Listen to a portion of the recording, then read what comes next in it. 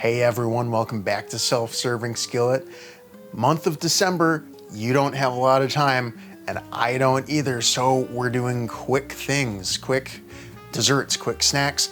This week, we're gonna do some no-bake brownies, and this arguably takes more time than just making regular brownies, but the hands-on time is a lot shorter, all right? It's gonna take about 10 minutes, and then we just need to let it rest for a couple hours. And this is going to depend on a couple of factors, how long you need to make it rest for, but we'll get into that after we make the brownies. Only 2 ingredients in this one, and arguably there's more ingredients in the ingredients, but we're going to use about 2 ounces of baking chocolate. You want chocolate with no sugar in it because we're going to also use about a 14-ounce can, that's about 400 grams of sweetened condensed milk, so that has sugar in it. You could also use evaporated milk, which has no added sugar in it, but then you're gonna need to use some sort of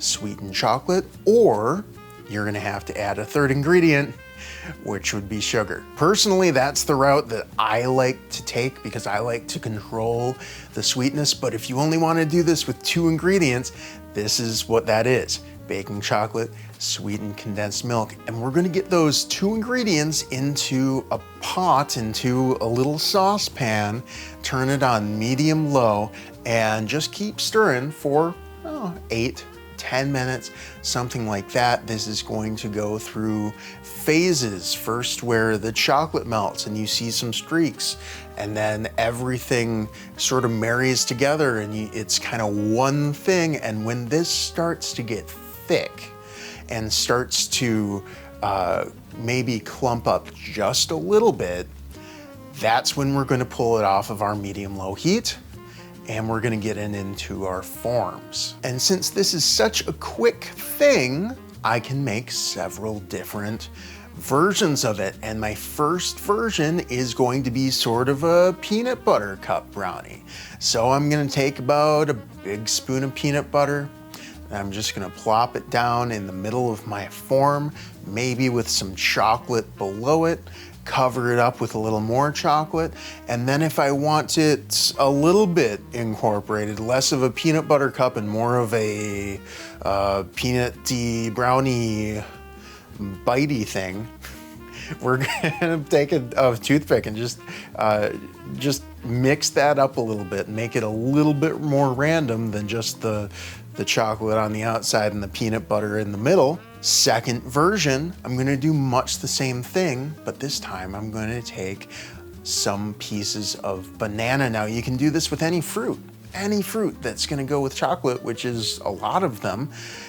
Or you can do some dried fruits. There's some great dried fruits out there that go with chocolate, go with nuts, go with a bunch of stuff. And I'm just gonna cut these bananas pretty small, get a layer of them down, cover it with the chocolate again. And this might actually be my favorite way to eat this dessert. I'm just gonna go in with about a small spoon, little spoon and a half of cinnamon, and mix that in and just put it into the form as is. Now you might have noticed that I've been topping these with chocolate chips. Well, the residual heat from the warmness of that batter is gonna make all this chocolate soft. Then we can spread it around with a rubber spatula that's gonna harden and give us sort of a hard top on this brownies. These brownies are not going to have that sort of crispy, crackly crust that we all know and love that are associated with a baked brownie done in the correct way. So this is, by that definition, this is not a brownie, but it's gonna be a beautiful chocolate dessert. And this is a way to get a little bit of that texture on top, making it really a 3-ingredient dessert. And each one of these has 4, so I guess there's 4. There's 4 ingredients in each brownie, but if you wanna be lazy, you could do just the 2. It's fine. After I smooth all of these out, I want to mark them so that my brain knows which one is which after they all cool and look the same. So that first one, I'm just gonna throw some peanuts on top.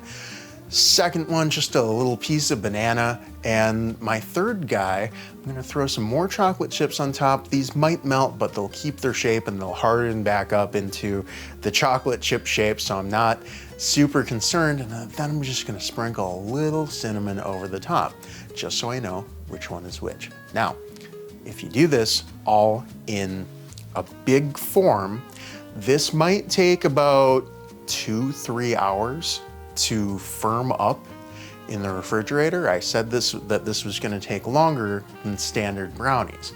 But if you do them small like this, I really don't expect that these will take any longer than about an hour, maybe an hour and a half. And I'm not going in the refrigerator because I don't want to put anything hot in my refrigerator. I don't want it to warm up. Milk, butter, just really any dairy product or meat product, anything that you don't want to leave out on the counter for an extended period of time, this will royally mess up in your refrigerator. But there are other options. You can get it in a cold water bath, or do what I love doing is just throwing it out on my porch in winter. And that's gonna do the trick. But if it's like, you know, 3 hours before you have to go to grandma's for Christmas, you could bake this and then throw it in your trunk. And there's your 3 hour rest time right there. It's gonna be ready by the time you get there.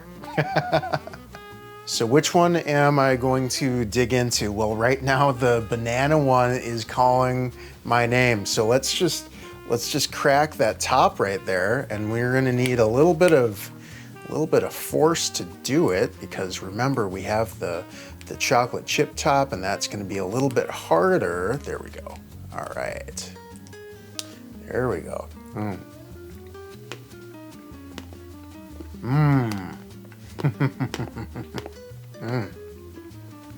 Just kind of get some of the goo inside.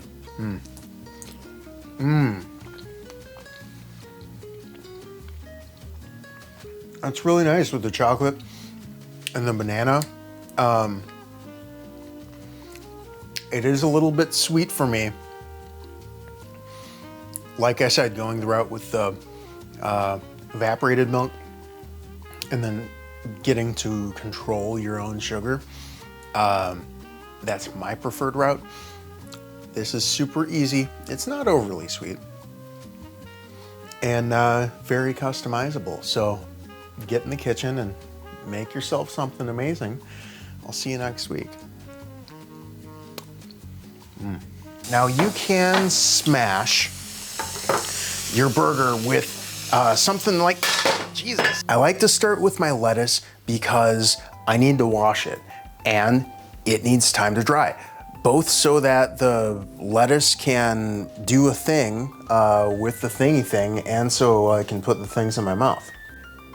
I'm just going to go back into the pan, into the small pot, the saucepan. I don't know why we call it a saucepan. It's very clearly a small pot. All right.